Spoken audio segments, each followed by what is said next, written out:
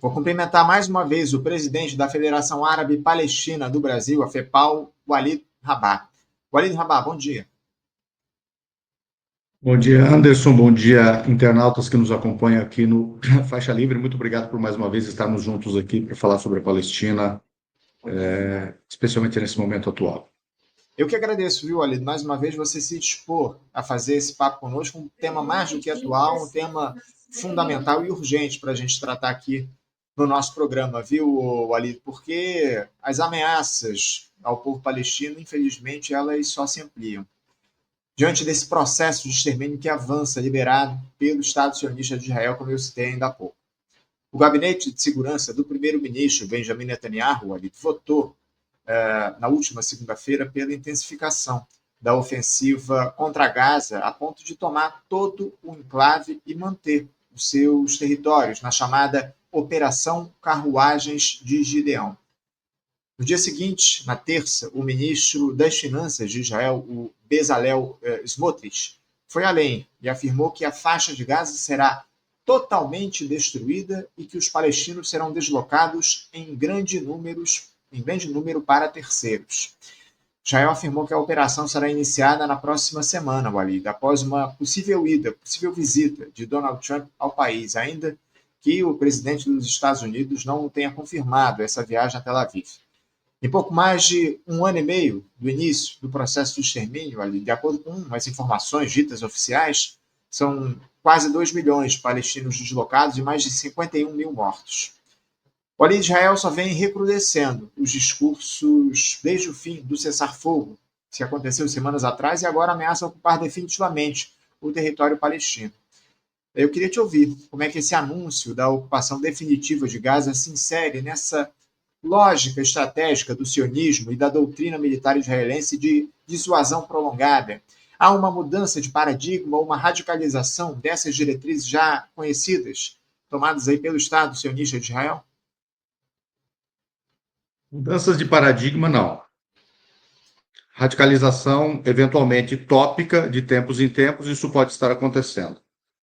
O que marca as ações do sionismo como ideologia, como projeto, como organizações pré-estatais antes de 1948 e depois na forma estatal denominada Israel, é um só: a limpeza étnica da Palestina. É bom lembrar que em O Estado Judeu, de 1896, uma espécie de Mein Kampf sionista, de Theodor Herzl, bem como depois, em 1897, em Basileia, Suíça, no primeiro Congresso Sionista, quando se adota essa ideia para a Palestina, a totalidade do projeto visa despalestinizar a Palestina.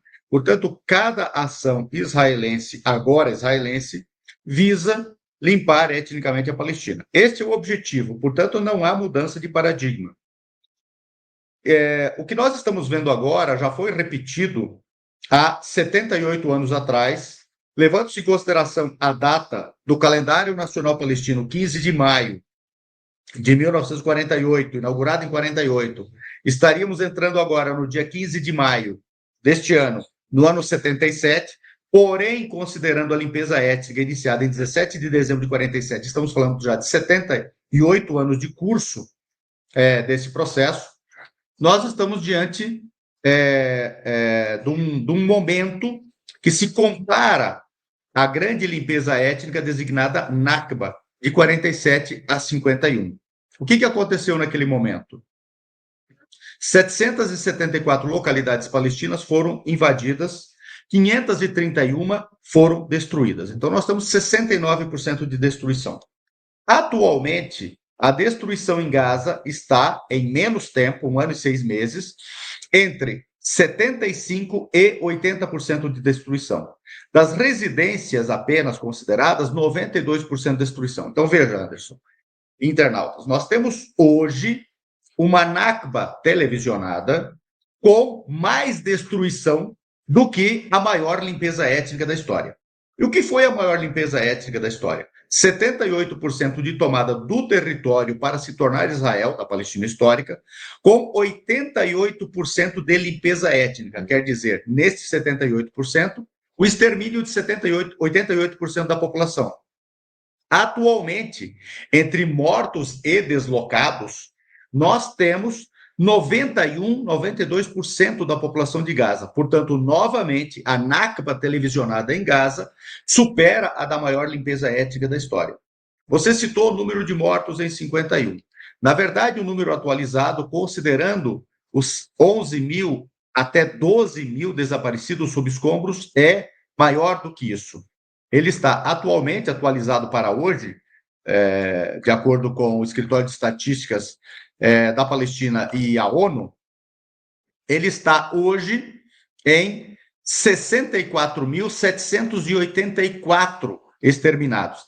Quer dizer, mais de 4 vezes mais os 15 mil de entre 47 e 51, a maior limpeza étnica da história.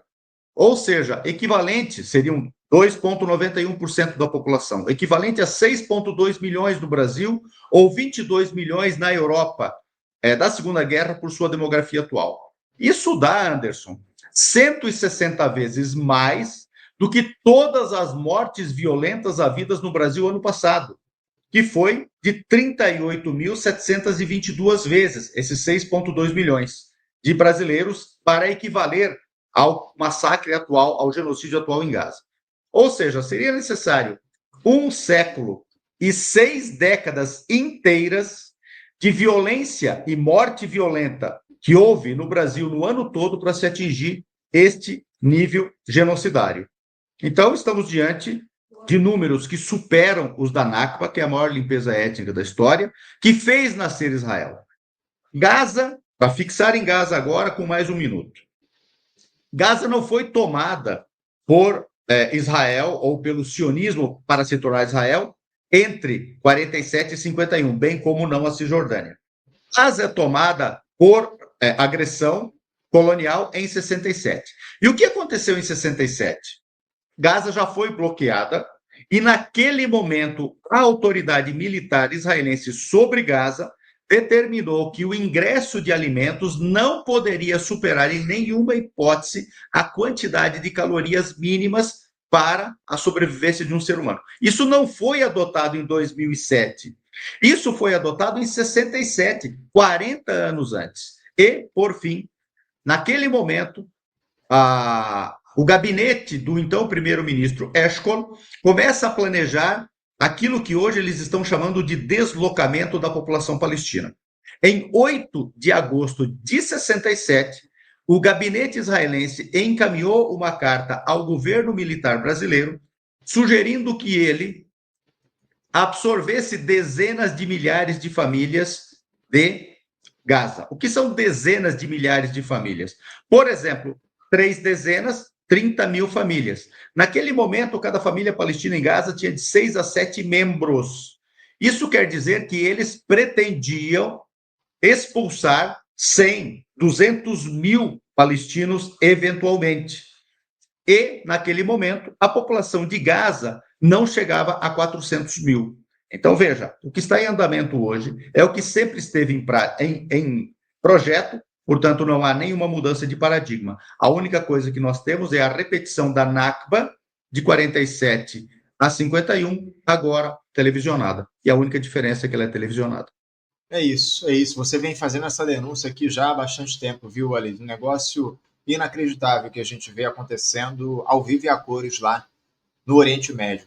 Agora, o Ali, quais os elementos da política interna de Israel, uma crise na legitimidade do governo Netanyahu, o avanço da extrema-direita, a mobilização dos colonos, quais os elementos ajudam a explicar a decisão por essa operação, agora que a gente vai ter, ao que tudo indica, na semana que vem, uma tentativa de ocupação definitiva do território de Gaza? O que é que justifica isso? Quais os elementos internos em Israel justificariam essa operação?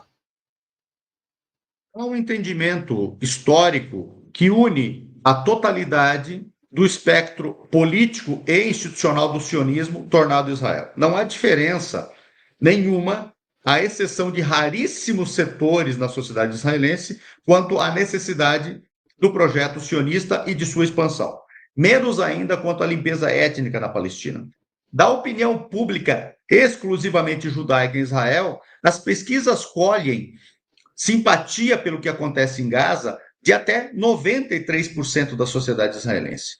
É bom lembrar que o que eu citei da Nakba, bem como tudo o que acontece de 1923, pelo menos, quando entra em vigor o mandato da Palestina, comandado pelos britânicos para despalestinizar a Palestina e judaizá-la, até 47, quando começa a limpeza étnica, até 14 de maio de 48, quando o sionismo se autoproclama Estado e se autodenomina Israel, e até 77, quando pela primeira vez a direita vence uma eleição em Israel, já tornado Israel projeto sionista, sempre foi a esquerda sionista que comandou o projeto sionista, inclusive depois na sua forma estatal. Ben-Gurion, que comanda a limpeza étnica, se autoproclamava de esquerda e, inclusive, socialista. Portanto, a guerra de agressão de 67 e a tentativa de limpar etnicamente Gaza naquele momento foi comandada pelo Partido Trabalhista israelense.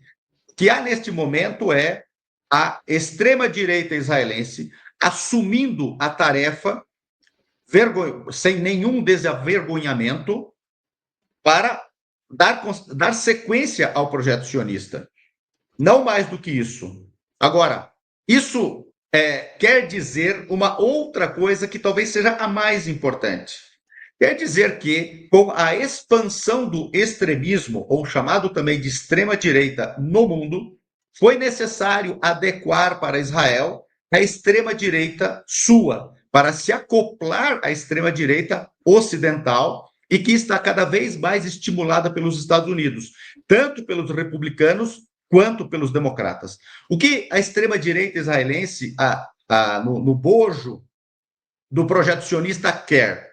Ela quer aproveitar esse ato histórico extremista e negacionista no Ocidente para ter uma janela histórica de realização da solução final na Palestina. Ou seja, para Israel, pouco importa se aliar, inclusive, com os nazistas na Europa, a extrema-direita nazista que está prestes a chegar ao poder em países como a França, como a Alemanha, como a Bélgica, como a Holanda, como a Dinamarca e outros países mais. O que importa para eles é uma janela de tempo aliada a essas forças, em aliança com essas forças, para, em 20 anos de poder ou proximidade do poder da extrema-direita, portanto, não precisa necessariamente estar no poder, basta estar próxima ao poder e, com isso, pressionar o tecido político, estatal, institucional dos países, ao ponto de não poderem confrontar Israel. Com esta janela histórica, eles esperam realizar a limpeza étnica.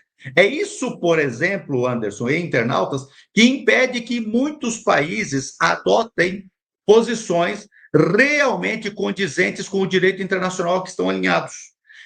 Os ingleses, o Partido Trabalhista, que não é exatamente uma flor que se cheire muito, gostaria de reagir diferente ao que acontece em Gaza. Entretanto, é pressionado até mesmo por setores internos desse particular, mais os extremistas na Inglaterra. Na França, a mesma coisa. E mesmo em países como o Brasil, em que a opinião sectária pró-Israel e pró-genocida pode alcançar de 15% a 20% em seu núcleo duro, consequentemente, interferir no processo eleitoral e do processo do Estado democrático de direito e pressionar os partidos e as demografias internas de partidos, até mesmo progressistas, frente à possibilidade de perda política, social e eleitoral no Brasil. É desta janela histórica que resolveu se servir o sionismo. Isso eu acho que está pouco explicado, o quanto Israel resolveu trilhar o caminho do totalitarismo ultrafascista no Ocidente. Está mais do que claro aqui a partir dessa tua explicação, viu, Alida? Agora, antes de a gente continuar aqui, só quero colocar aqui na tela mais uma vez, a gente vai estar sorteando aqui ao longo dessa edição esse livro aí, o Palestina, do mito da Terra Prometida, a Terra da Resistência, de autoria do historiador Said Marcos Tenório, publicado pela editora Anita Garibaldi, está disponível inclusive na Amazon, para quem quiser comprar, e enfim, envie seu superchat, seu super sticker, sua participação, sua pergunta aqui para o Ali, e no final do programa você vai concorrer a um exemplar dessa obra que foi cedido gentilmente aqui pelo Said Tenório para a gente. Ali, continuando aqui o nosso papo, como é que a gente pode compreender É uma pergunta recorrente, lamentavelmente, mas que volta sempre à tona diante de uma situação grave como essa. Como é que a gente pode entender essa inação da ONU e de outros organismos multilaterais que se mantêm diante de uma operação que claramente configura crimes contra a humanidade? Walid, a gente está diante de uma crise terminal do sistema multilateral pós-1945, na tua análise? Com certeza. Basta ver, por exemplo, o que está acontecendo agora frente às comemorações do Dia da Vitória, protagonizado notadamente pela União Soviética, de parte do Ocidente. A maior parte do Ocidente hoje se recusa a comemorar o Dia da Vitória em Moscou, bem como se recusa a convidar representantes da Rússia, que é a sucessora da União Soviética e vencedora da Segunda Guerra Mundial, na derrota do nazismo em países da Europa Ocidental. Quem é que está com Israel hoje, por exemplo? Exatamente aqueles que foram negligentes frente ao nazismo, a própria Alemanha, que hoje ressuscita legislações nazistas para impedir que a crítica de Israel aconteça na Alemanha. Esse arranjo, naquele momento, que inclusive, dentro dos seus arranjos, promoveu a limpeza étnica da Palestina, usando como justificativa os crimes ocidentais na Europa. Dentre eles, a perseguição e a morte massiva de cidadãos europeus de fé judaica. Neste momento, quem é que está comemorando a vitória sobre o nazismo exatamente onde deveria se comemorar e levando em consideração os eventos históricos reais? Os que estão construindo o mundo multilateral. O Brasil, a Índia, a China, a Rússia e uma série de outros países que, inclusive, se opõem ao genocídio na Palestina. Ou seja, os que verdadeiramente derrotaram o nazismo se opõem ao genocídio da Palestina e comemoram e lembram a vitória sobre o nazismo nos seus melhores termos e com a verdade histórica. Aqueles que foram negligentes frente à Alemanha nazista e até foram suas elites aliadas da Alemanha nazista, a elite belga foi aliada da Alemanha nazista, a elite holandesa também, a elite dinamarquesa também, a elite austríaca, a elite finlandesa, grande parte, talvez maior parte, da elite francesa. Aliás, no dia 8, hoje, quando se derrotava a Alemanha nazista na Europa, de 45, os argelinos em luta anticolonial retornavam para uma série de lugares e os franceses, neste mesmo dia, massacraram 45 mil cidadãos da Argélia. Esta é a Europa que, naquele momento, aliada aos nazistas, mantinha o seu império colonial. Até porque os ingleses, os alemães nazistas, favoreceram uma parcela do império colonial das potências que foram aliadas da Alemanha. Por exemplo, a Holanda, por exemplo, a Bélgica, por exemplo, a França. O império colonial francês chegou a ser protegido no norte da África, em alguns outros lugares, pela Alemanha. Então, o que nós podemos dizer hoje? Vamos pegar os países do leste europeu, os países do Báltico. Os países do Báltico foram integralmente aliados da Alemanha nazista e foram proporcionalmente dentre os maiores perpetradores de perseguição aos opositores do nazismo, inclusive as suas populações originárias de fé judaica. Eu acho que cabe uma reflexão sobre isso. E, para finalizar o ponto, a totalidade dos que negligenciaram ou mesmo foram aliados da Alemanha nazista são hoje favoráveis a Israel, apoiam o genocídio na Palestina, proíbem os palestinos de se manifestarem ou os que são solidários à Palestina nos seus países e adotam a legislação expandida da Aliança Internacional para a Memória do Holocausto, que visa criminalizar a crítica a Israel e ao genocídio na Palestina. Walid, eu repercuti aqui no programa, na última segunda-feira, o ataque ao navio da Flotilha da Liberdade, né, que levava insumos, ajuda humanitária a Gaza, ajuda humanitária essa que está bloqueada há 2 meses pelo Estado sionista, mais de 2 meses. A situação é para lá de desesperadora, milhares de pessoas, especialmente crianças, estão em risco de vida diante da desnutrição. Houve audiências na última semana no Tribunal Internacional de Haia tentando estabelecer obrigações humanitárias de Israel lá em Gaza, com inclusive o representante dos Estados Unidos acusando de haver parcialidade da ONU na defesa dos refugiados palestinos, enfim. O alívio do horror se amplia, as pessoas não têm o que comer em Gaza, Israel elimina qualquer um que tenta auxiliar os palestinos e ninguém faz absolutamente nada. É até repetitivo a gente trazer isso aqui, mas o que é que ainda pode ser feito com o colapso da autoridade palestina, o isolamento de Gaza e essa neutralização das lideranças tradicionais? Qual é hoje o horizonte realista para uma autodeterminação palestina? Há espaço para uma reconfiguração da resistência em novas bases ou a perspectiva hegemônica é de sufocamento definitivo? Nós temos que considerar que o povo palestino precisa implementar o acordo mediado pelos nossos irmãos chineses em Pequim no ano passado de reconciliação, construção de um governo emergencial, inclusive uma unidade dele emergencial para a reconstrução de Gaza, a reconfiguração de Gaza e a viabilidade da vida normal em Gaza.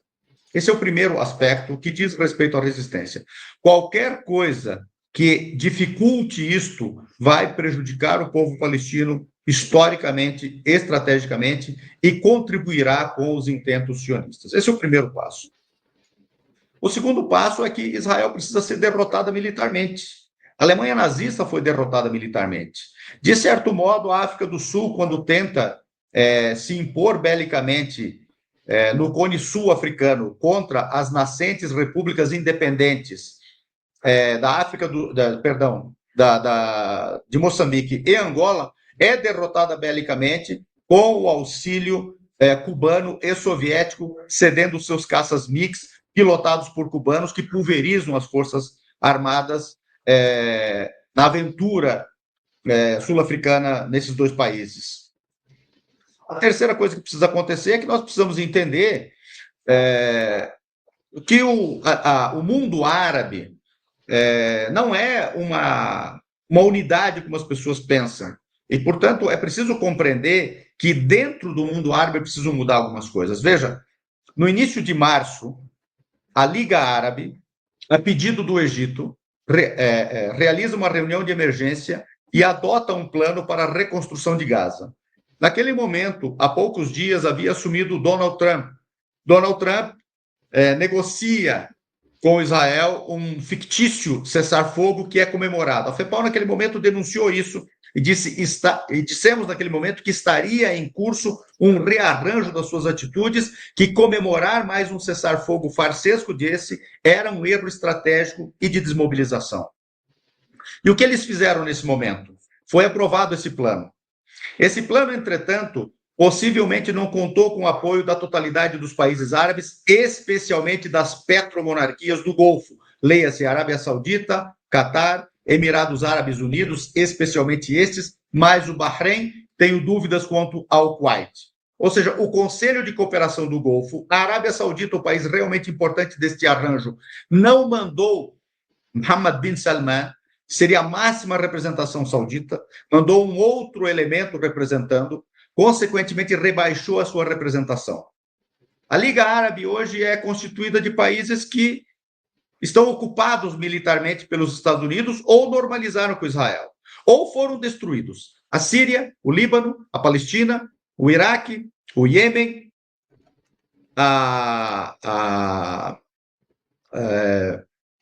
esses 5 países, o Sudão, são 6 países destruídos por guerra civil, por secessão e por intervenção militar direta. No mínimo, esses países. Depois nós pegamos os países que já normalizaram com Israel. Jordânia, Egito. Esses selaram acordos de paz. Depois, aqueles que normalizaram sem ter dado um tiro sequer na história. Emirados Árabes Unidos, Bahrein, Marrocos e o próprio Sudão. Depois nós vamos pegar aqueles que normalizaram na prática há muito tempo. Arábia Saudita e Catar. Foi destes países do Golfo Pérsico, mais a Turquia, que saíram todas as armas e munições dos Estados Unidos em valor de mais de 25 bilhões de dólares para o extermínio em Gaza. Quando completou um ano o genocídio, era este o valor. Então, ou isto tudo muda, ou nós teremos dificuldades. Eu finalizo. Ou se derrota os Estados Unidos, e aí é uma derrota econômica, diplomática, política e, inclusive, militar em alguns cenários, porque tudo isso não é Israel. Tudo isso é Estados Unidos. E aí nós temos o Golfo Pérsico, os países árabes, clientes dos Estados Unidos. A Turquia integra a OTAN e aliada estratégica dos Estados Unidos e de Israel desde março de 1949. Aliás, a Turquia só reconheceu a luta nacional palestina em 1974. E é o quarto ou quinto, dependendo do ano, maior parceiro comercial de Israel. E que, inclusive, fornece material bélico para Israel e não, como muitas pessoas pensam, compra. Então, esta é uma cena que precisa ser alterada num jogo muito amplo que envolve BRICS, envolve países que lutam pelo multilateralismo, dentre eles o Brasil. É isso. A gente precisa que haja uma reação de fato dos países nesse processo que a gente vê de extermínio do povo palestino. A gente vai continuar aqui repercutindo, obviamente, esperando que não haja essa operação na próxima semana, que Israel anunciou aí para ocupação definitiva do território palestino. E, acima de tudo, a gente vai continuar repercutindo, trazendo aqui para os nossos espectadores os desdobramentos desse processo. E, por hora, quero agradecer, viu, Ali, da tua presença, tua participação aqui com a gente no nosso programa. Muito obrigado pelo apoio, pelos teus esclarecimentos importantes aqui para o nosso público, trazendo a verdade, o que acontece de fato lá no Oriente Médio, nesse processo de massacre que a gente observa ao vivo lá na Palestina, lá em Gaza. Obrigado, viu, Ali? Força, um grande abraço para você e até a próxima. Obrigado, Anderson. Forte abraço a todos vocês aí do programa e, claro, dos nossos internautas. Obrigado, um abraço para você. Conversamos aqui com o Walid Rabah. O Walid Rabah, que é presidente da Federação Árabe Palestina no Brasil, a FEPAL.